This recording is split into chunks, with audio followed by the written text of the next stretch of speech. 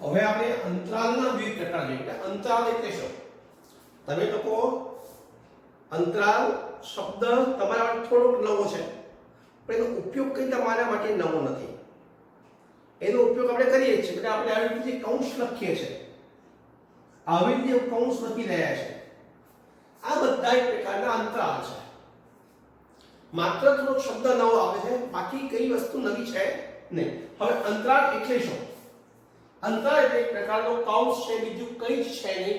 બસ તમારે એને વાસ્તવિક સંખ્યા રેખા ઉપર સમજવાનું છે, બસ એટલું ફરક છે. આ અંતરાલને તમારે વાસ્તવિક સંખ્યા રેખા સાથે સમજવાનો છે, એટલો ફરક છે, બીજો કોઈ ફરક નથી. હવે પહેલું આપણે લઈએ, પહેલું સંવૃત અંતરાલ. સંવૃત અંતરાલ, સંવૃત અંતરાલ કોને કહેવાય? સંવૃત અંતરાલ એટલે શું?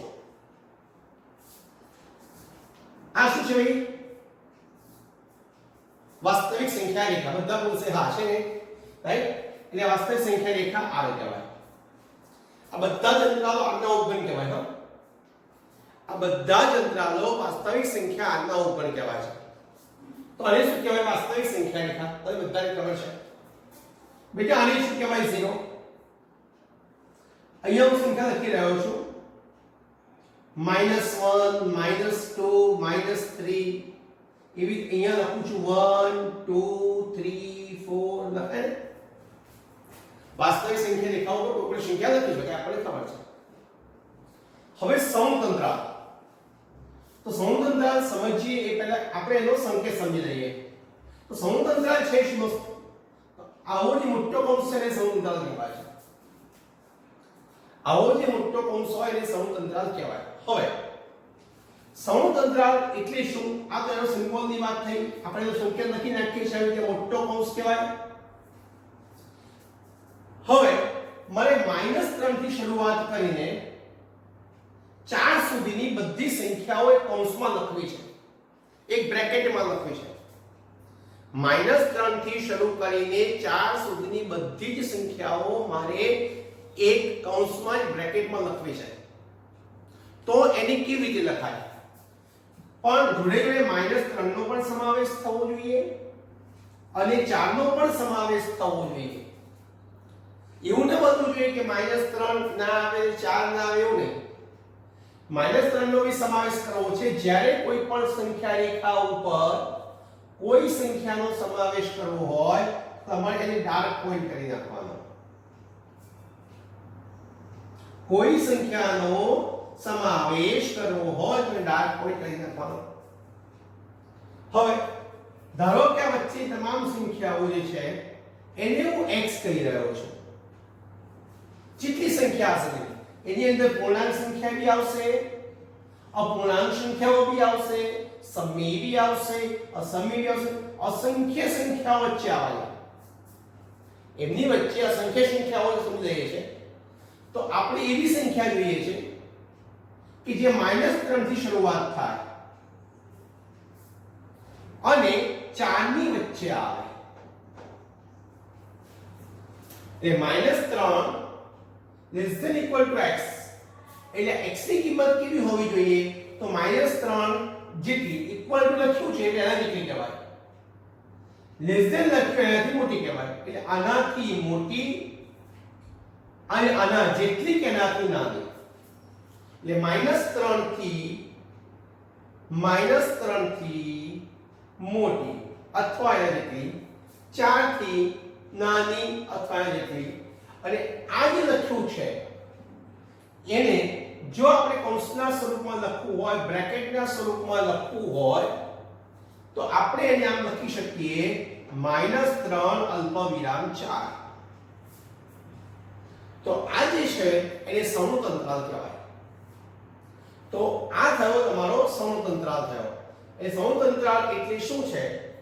તો કોઈ પણ બે સંખ્યાઓ, ધારો કે મારી પાસે કોઈ પણ બે સંખ્યાઓ છે, ધારો કે મારી પાસે કોઈ પણ બે સંખ્યાઓ છે. કઈ બે સંખ્યાઓ છે? તો મારી પાસે ધારો કે બે સંખ્યાઓ છે a અને b. a અને તો આને કહેવાય ab નો સંવૃત અંતરાલ.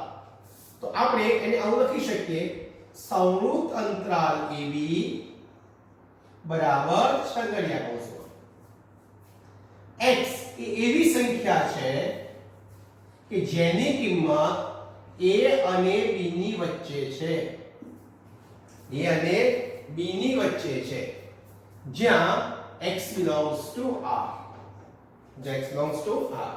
x એવી સંખ્યા છે કે જે a અને b ની વચ્ચે છે અને a અને b ને પણ ધારણ કરે છે અથવા a અને b ને પણ સમાવે છે, તો આવી સંખ્યાને સમૃત અંતરાલ કહેવાય. હવે વિવૃત અંતરાલ, તો વિવૃત અંતરાલ કોને કહેવાય? તો વિવૃત અંતરાલ એટલે શું? તો વિવૃત અંતરાલ બહુ કઈ ફરક નથી, સમૃત અંતરાલમાં આપણે a અને b નો સમાવેશ કરીએ છીએ, a અને b ની ગણતરીમાં લઈએ છીએ, પણ વિવૃત અંતરાલમાં આપણે a અને b ની ગણતરીમાં લેવાના નથી. ધારો કે મેં ફરી આ સંખ્યા રેખા દોરી છે, આને હું 0 કહું છું, આને a કહું છું, આને b કહું છું, અથવા આને હું -3 કહું છું, આને 3 કહું છું. તો મારે આ બંને વચ્ચેની સંખ્યા લેવી છે, પણ આ બંનેનો સમાવેશ કરવાનો નથી. જ્યારે કોઈ પણ સંખ્યાની અંદર આનો સમાવેશ ન કરવાનો હોય તો ઉપર રાઉન્ડ લખવો પડે. ઉપર રાઉન્ડ કરો એ દર્શાવે છે કે આ સંખ્યાનો સમાવેશ કર્યો નથી, પણ એની બહારની સંખ્યા જ ગણતરીમાં લીધી છે. એટલે આને વિવૃત અંતરાલ કહેવાય. અને કૌંસના સ્વરૂપમાં દર્શાવવો હોય તો એમ કહેવાય કે -3, એટલે રાઉન્ડ લખ્યો કે -3 નો સમાવેશ થતો નથી. 3 લખ્યો એનો મતલબ 3 નો સમાવેશ થતો નથી, પરંતુ એની વચ્ચે આવતી તમામ પૂર્ણાંક અને અપૂર્ણાંક સંખ્યાઓનો સમાવેશ થાય છે. તો હવે આપણે એને આવું લખી શકીએ છીએ, વિવૃત અંતરાલ એને સંકેતમાં કહેવાય છે વિવૃત અંતરાલ AB. તો વિવૃત અંતરાલ AB એટલે શું? તો વિવૃત અંતરાલ AB બરાબર x, જ્યાં a less than x less than b, x belongs to r. a less than x less than b એટલે a અને b નો સમાવેશ થતો નથી, પરંતુ તેની વચ્ચે આવતી તમામ સંખ્યાઓનો સમાવેશ થાય છે. એવો જ ત્રીજો પોઈન્ટ છે બેટા એવો ત્રીજો પોઈન્ટ હું સિમ્પલ છે યાર. હવે તમે જાતે કહી શકશો કે શું કહેવાય? સંવૃત વિવૃત અંતરાલ. તો સંવૃત વિવૃત અંતરાલ સિમ્બોલમાં શું કહેવાય? સંવૃત એટલે મોટો કૌંસ, વિવૃત એટલે નાનો કૌંસ, એટલે a અને b આવું કરી શકાય. સંવૃત એટલે સંખ્યાનો સમાવેશ કરવાનો, વિવૃત એટલે સંખ્યાનો સમાવેશ કરવાનો નહીં. સંવૃત એટલે સંખ્યાનો સમાવેશ, સંવૃત એટલે સમાવેશ, યાદ રાખો સંવૃત સમાવેશ, v એટલે વિયોજન તાલિકા, v ખૂટો પડી જાય, v એટલે v ખૂટો નથી દેવાનો, સ સમાવેશ, v વગર. આવી રીતે યાદ રાખી લો કે સંવૃત એટલે સમાવેશ થાય, v એટલે સમાવેશ થાય નહીં. ઓકે, તો એનો મતલબ શું થયો? આપણે એવું લખી શકીએ a b બરાબર x, જ્યાં a less than equal to x less than b, x belongs to r. આને કહેવાય સંવૃત વિવૃત અંતરાલ. એટલે p નો સમાવેશ થાય છે પરંતુ b નો સમાવેશ થતો નથી. એવો જ ચોથો છે વિવૃત સંવૃત અંતરાલ. તો વિવૃત સંવૃત અંતરાલ એટલે શું? તો આ બાજુ નાનો કૌંસ આવે, આ બાજુ મોટો કૌંસ આવે. શું કહેવાય? x, જ્યાં a less than x less than equal to b, x belongs to r. આને કહેવાય છે વિવૃત સંવૃત અંતરાલ. આને કહેવાય છે વિવૃત સંવૃત અંતરાલ. આ ચાર અંતરાલ અથવા કૌંસના પ્રકાર છે. તો આવી રીતે આપણે ચાર કૌંસ અથવા અંતરાલ સમજાવી શકીએ છીએ, રાઈટ? હવે આનો ઉપયોગ કરીને થોડીક નાની ટિપ્સ લઈ લઈએ આપણે. ને એના ક્વેશ્ચન્સ છે 2 belongs to 3 4 કહેવાય તો ના 2 does not belongs to આવે આ સાચું નથી 3.1 belongs to 3 4 આવે તો હા 3.1 belongs to 3 4 આવે 3 belongs to 3 4 આવે તો હા 3 belongs to 3 4 આવે કારણ કે અંતરાલ સમૃદ્ધ છે so 3 belongs to 3 4 આવે sorry so 3 belongs to 3 4 આવે તો ના 3 belongs to 3 4 ના આવે કારણ કે અહીંયા વિવિધ અંતરાલ છે ત્રણનો સમાવેશ થઈ શકતો નથી તો શું 3.1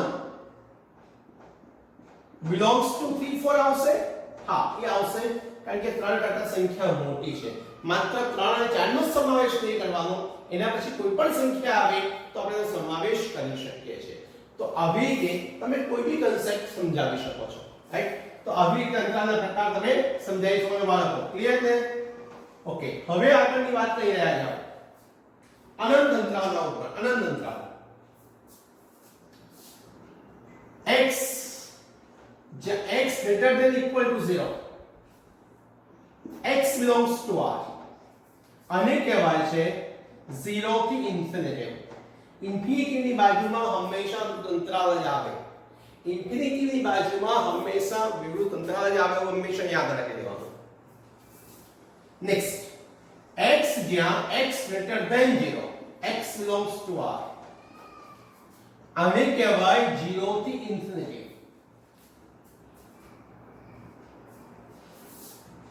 x જ્યાં x less than equal to 0 x belongs to r આને કહેવાય છે માઈનસ ઇન્ફિનિટી થી 0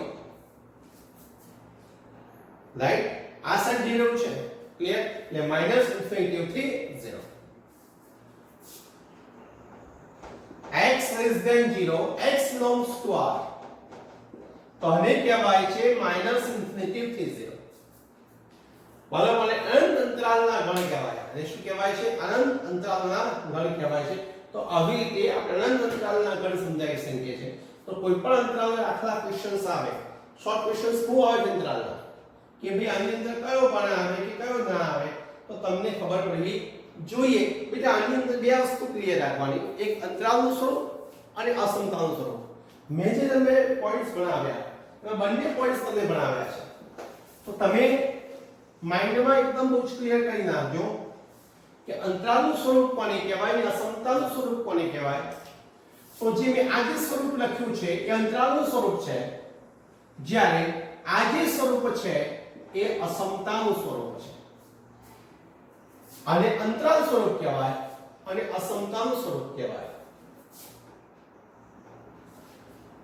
તો આ તમારા માઇન્ડમાં ક્લિયર રાખવાનું કે આ અંતરાલ સ્વરૂપ છે અને આ અસમતાનું સ્વરૂપ છે કોઈ પણ દાખલા ગણીએ તે તમને ખબર પડવી જોઈએ કઈ કિંમત આવે કઈ કિંમત ના આવે એટલે આ વસ્તુ બહુ ક્લિયર રાખવાની છે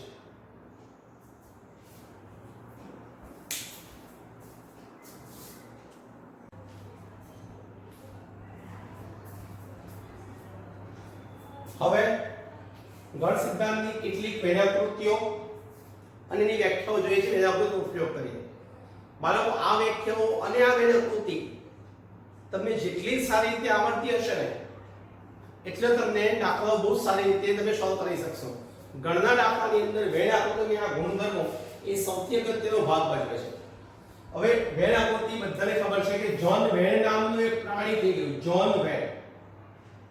જ્હોન વેન નામના પ્રાણીએ વ્યાખ્યાકૃતિ આપી હતી પણ વ્યાખ્યાકૃતિ ભણતા પહેલા એક શબ્દ તમને આમ તો બધાને ખબર છે પણ છતાં ભણવો પડે સાર્વત્રિક ગણ ભાઈ સાર્વત્રિક ગણ કોને કહેવાય સાર્વત્રિક ગણ તમે એમ કહેશો કે યુ કહેવાય બિલકુલ સાચી વાત છે યુ એટલે સાર્વત્રિક ગણ કહેવાય છે પણ બેટા હવે ધોરણ 11 સાયન્સ પર થોડું સાર્વત્રિક ગણનો અર્થ સેટ બદલવાનો છે સેટ બહુ નહીં અર્થ તો એનો એ જ છે સાર્વત્રિક ગણ એટલે સૌથી મોટો ગણ એમાં કોઈ શંકા નથી પણ એનો અર્થ થોડો બદલવાનો છે બે ગણની સરખામણીમાં જે ગણ સૌથી મોટો હોય, બે ગણની સરખામણીમાં જે ગણ સૌથી મોટો હોય તે ગણને સાર્વત્રિક ગણ કહેવામાં આવે છે. બે ગણની સરખામણીમાં જે ગણ સૌથી મોટો હોય સાર્વત્રિક ગણ કહેવાય. જેમ કે n અને z. તો z એ n કરતા મોટો છે તો z ને n નો સાર્વત્રિક ગણ કહેવાય. q એ આ બંને કરતા મોટો છે તો q એ આ બંનેનો સાર્વત્રિક ગણ કહેવાય. એવી રીતે r એ આ ત્રણેય કરતા મોટો હોવાથી r ને આ ત્રણેયનો સાર્વત્રિક ગણ કહેવાય. અને સંકર સંખ્યા ગણ c અવાસ્તવિક સંખ્યાનો ગણ એ આ બધા કરતા મોટો છે તો c આ ત્રણેયનો સાર્વત્રિક ગણ કહેવાય. તમને એક તો પોઈન્ટ ખબર જ છે કે આ આનો ઉપગણ થાય, આ આનો ઉપગણ થાય, આ આનો ઉપગણ થાય અને આ આનો ઉપગણ થાય. એ પોઈન્ટ તમને ખબર જ છે. પણ આ એક નવો મુદ્દો છે કે સાર્વત્રિક ગણ એટલે શું? તો બે ગણની સરખામણીમાં જે ગણ મોટો હોય એ નાના ગણનો સાર્વત્રિક ગણ કહેવાય. અગિયાર સાયન્સમાં સાર્વત્રિક ગણને સંદર્ભ ગણ તરીકે લેવામાં આવે. સંદર્ભ એટલે બેના સંદર્ભમાં જે મોટો હોય તે. સોરી, તો બે ગણની સરખામણીમાં જે ગણ મોટો છે તે સાર્વત્રિક ગણ કહેવાય છે. એ સાર્વત્રિક ગણની આ વ્યાખ્યા છે. હવે આપણે જે મેં વસ્તુ પર આવી રહ્યા છીએ વેન આકૃતિ. જ્હોન વેન નામનું પ્રાણી સાર્વત્રિક ગણ આપ્યું. ઓકે, આ એટલા માટે સમજાવવું પડ્યું કારણ કે જ્યારે આપણે વેન આકૃતિ દોરીએ ને તો આપણે ઉપર અહીંયા u લખવો પડે સાર્વત્રિક ગણ. તો આને કહેવાય છે સાર્વત્રિક ગણ u અને આને કહેવાય છે વેન આકૃતિ. એની અંદર ધારો કે આવી રીતે લખી નાખીએ આ ગણ a છે, આ ગણ a છે, આ ગણ એની વેન આકૃતિ છે. આને કહેવાય ગણ એની વેન આકૃતિ. હવે ધારો કે a b નો ઉપગણ છે ને વેન આકૃતિ માં દોરવી હોય તો એ દોરાય. a b નો ઉપગણ છે તો મોટો ગણ કોણ થયો b, નાનો ગણ કોણ થયો a. તો a ઉપર b ની વેન દોરવી હોય તો શું કરવું પડે?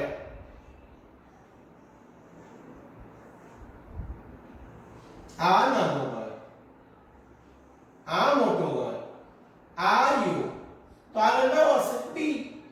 આ કોણ હશે? a. રાઈટ. તો આને કહેવાય b ઉપગણ એની વેન આકૃતિ. કારણ કે b ના બધા સભ્યો એમાં આવી જાય છે. સોરી, a ના બધા સભ્યો b માં આવી જાય છે એટલે એને કહેવાય છે a ઉપગણ b. આ થઈ આપણી વેન આકૃતિ. તો એટલે આવી રીતે તમે વેન આકૃતિ દોરી શકો. હવે આપણે જે અત્યારે ભણવાના છે એ મેઈન વસ્તુ ભણવાના છે ગણ ક્રિયાઓ. તો ગણ ક્રિયાઓમાં આ વ્યાખ્યાઓનો ભરપૂર ઉપયોગ કરીશું. ભરપૂર ઉપયોગ. વેન આકૃતિની વ્યાખ્યાનો ભરપૂર ઉપયોગ આપણે કરવાના છે. ગણ ક્રિયાઓ. તો ગણ ક્રિયાઓ ભણીએ તો પહેલી ગણ ક્રિયા કઈ આવે? યોગ ગણ અથવા એને યોગ ક્રિયા પણ કહેવાય છે. ભાઈ હવે તમને લોકોને ભાઈ સમજાવવાની જરૂર નહીં હોય કે યોગ એટલે શું. મારે તમને સમજાવવાની જરૂર છે યોગ એટલે શું. તો યોગ એટલે સિમ્પલ અર્થ છે યાર. યોગ એટલે ભેગા થવો. યોગ એટલે ભેગા થવો. તો યોગ ગણ એટલે શું? બસ બે ગણને તમારે ભેગા કરવાના છે. બે ગણને તમારે ભેગા કરવાના છે. રાઈટ. ધારો કે મારી પાસે એક ગણ છે a બરાબર a b અને c અથવા a અને b લઈએ છીએ. બીજો લઈએ છે b બરાબર c d અને e. c d અને e.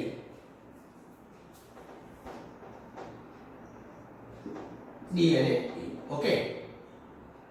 હવે આપણે આ બે ગણને ભેગા કરવા છે તો કયા સૂત્રો લાવે દોસ્ત? a b c d અને e આવે કે ના આવે? જો આપણે બંને ભેગા કરીએ તો a b c d કહેવાય. ઓકે. ઓકે. હવે આપણે શું કર્યું? આ બે ભેગા કર્યા એટલે અહીંયા a લખ્યો, અહીંયા b લખ્યો. બંનેને ભેગા કર્યા એટલે આપણે એનો સિમ્બોલ લખી નાખીએ છીએ યોગ. યોગ એટલે ભેગા કરવું. એટલે a યોગ b લખી નાખ્યો. તો a યોગ b આને કહેવાય યોગગણ. હવેની વ્યાખ્યા કઈ દેવાય તો શું બને કે ગણ એમાં હોય જે સભ્યો ગણ એમાં હોય અથવા ગણ બીમાં હોય જે સભ્યો ગણ એમાં હોય અથવા ગણ બીમાં હોય અથવા બંનેમાં હોય. મેં લીધો નથી, ધારો કે હું બી લઉં તો પણ ચાલે, તો બોલી શકાય કે ગણ એમાં હોય અથવા બીમાં હોય અથવા બંનેમાં હોય. આ સભ્ય ખાલી ગણ એમાં છે, જુઓ આ સભ્ય ખાલી ગણ બીમાં છે, જ્યારે આ સભ્ય બંનેમાં છે. તો એવું બોલાય ગણ એમાં હોય અથવા ગણ બીમાં હોય અથવા બંનેમાં હોય. યોગ ગણની વ્યાખ્યા બધા યાદ રાખી લો. ગણ એમાં હોય અથવા ગણ બીમાં હોય અથવા બંનેમાં હોય. બોલે ગણ એમાં હોય અથવા ગણ બીમાં હોય અથવા બંનેમાં હોય. ગણ એમાં હોય અથવા ગણ બીમાં હોય અથવા બંનેમાં હોય તેવા તમામ સભ્યોથી બનતા ગણને એ અને બી નો યોગગણ કહેવામાં આવે છે. ગણ એમાં હોય અથવા ગણ બીમાં હોય અથવા બંનેમાં હોય. યાદ રાખજો, ગણ એમાં હોય અથવા ગણ બીમાં હોય અથવા બંનેમાં હોય તેવા તમામ સભ્યોથી બનતા ગણને એ અને બી નો યોગગણ કહેવામાં આવે છે. બાળકો ક્લિયર?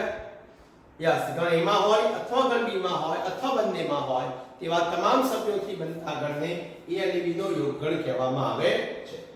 હવે આ યોગ બીની વ્યાખ્યા છે. હવે આ જ વ્યાખ્યાને મારે વેળાપટ્ટીના સ્વરૂપમાં લખવી છે અથવા આ વ્યાખ્યાને મારે ગુણધર્મના સ્વરૂપમાં લખવી છે તો શું કરાય? તો પહેલા આને શું કહેવાય એ સમજો. એ યોગની વ્યાખ્યા આપણે આવી લખી શકીએ છીએ. ગુણધર્મના સ્વરૂપમાં જો વ્યાખ્યા લખવી હોય તો આમ લખાય એ યોગ બી બરાબર x. x એટલે કોઈ પણ સભ્ય કેવો છે તો એ x એવો છે કે જે ગણ એમાં પણ છે અથવા ગણ બીમાં પણ છે.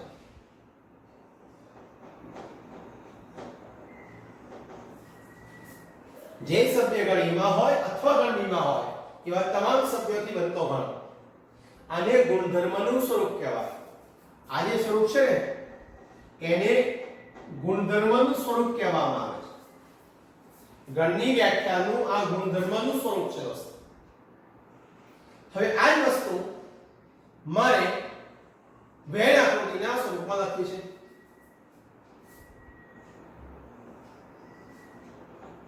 બહુ સિમ્પલ છે. બે ગણ લખવાના આવી રીતે. આને આપણે કહીએ છીએ ગણ A, આને કહીએ છીએ ગણ B, રાઈટ? ચલો 1 બાય ઘટકો મૂકતા જઈએ. ચલો A તો એ ખાલી ગણ A માં છે, B બંનેમાં છે એટલે અહીંયા કોમન આવશે. B બંનેમાં છે એટલા માટે. C, D અને E એ ખાલી B માં છે. તો હવે કેટલા સભ્યો આવી ગયા? આ બંને ભેગા કર્યો તો A B C D guide બંને ભેગા કરવાના છે, આપણે યોગ કરવાનો છે, રાઈટ? તો A B C D E વાળો ભાગ આવવો જોઈએ. તો આટલો ભાગ રંગીન કરી નાખો, એ આટલો ભાગ ડોટ કરી નાખો તો A ના સભ્યો બી આવે છે, B ના સભ્યો બી આવે છે અને બંનેના સભ્યો બી આવે છે. તો આ થઈ તમારી એ યોગ B ની વેણ આકૃતિ. તો આને કહેવાય છે યોગ ક્રિયાની વેણ આકૃતિ, યોગ ગણની વેણ આકૃતિ કહેવાય છે, રાઈટ? તો આ આપણી યોગ ગણ થયો. હવે આ યોગ ક્રિયાના કેટલા ગુણધર્મો છે? આ યોગ ક્રિયાના કેટલા ગુણધર્મો છે? આ યોગ ક્રિયાના ગુણધર્મો આવડે છે બેટા તો દાખલા અથવા MCQ જે લેવલમાં સારી રીતે આવડી શકે. યોગ ક્રિયાના ગુણધર્મો બહુ ઇમ્પોર્ટન્સ ધરાવે. તો યોગ ક્રિયાના ગુણધર્મો આ તો મોડે કરવા જ પડે યાર, ન ચાલે. આ તો મોડે કરવા જ પડે, ના ચાલે. યોગ ક્રિયાના ગુણધર્મો. પહેલો ગુણધર્મ યાદ રાખી લેજો. પહેલો ગુણધર્મ યાદ રાખી લેજો. યોગ ક્રિયાના ગુણધર્મો. પહેલો ગુણધર્મ શું છે? પહેલો ગુણધર્મ છે A યોગ B બરાબર બી યોગ એ, a યોગ b બરાબર b યોગ a, એટલે a યોગ b બરાબર b યોગ a કયો નિયમ કહેવાય? તો આને ક્રમનો નિયમ કહેવાય.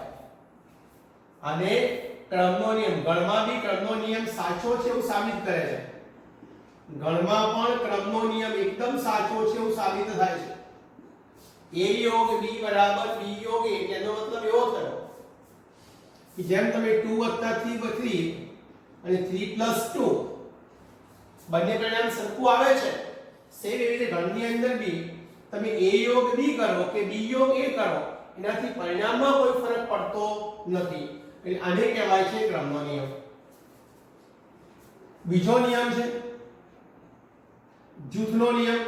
a યોગ b યોગ c વસ્તુ, a યોગ b યોગ c, ये अंदर जवा दो तो c क्या निकले बाहर, राइट? तो a योग b योग c,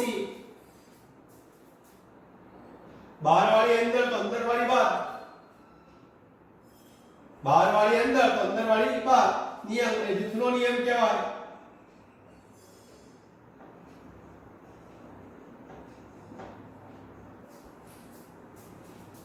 a योग b योग c, a योग b योग c જૂથનો નિયમ. ત્રીજો નિયમ છે દોસ્ત a યોગ 5, ખાલી ગણ સાથે કોઈ પણ ગણનો જો યોગ લેવામાં આવે, યાદ રાખજો, ખાલી ગણ સાથે કોઈ પણ ગણનો યોગગણ લેવામાં આવે તો મોટો ગણ જવાબમાં આવે. ખાલી ગણનો કોઈ ગણ સાથે યોગ લેવામાં આવે તો મોટો ગણ જવાબમાં આવે. બે ગણનો જ્યારે બી યોગ કરીએ ત્યારે હંમેશા મોટો ગણ જવાબમાં આવે. એટલે મોટો ગણ કોણ છે? a. નંબર 4 a યોગ u, u એટલે સાર્વત્રિક ગણ. a યોગ u, તો આ બંનેમાં મોટો કોણ છે? u. તો જવાબમાં શું આવશે? અહીંયા u આવશે.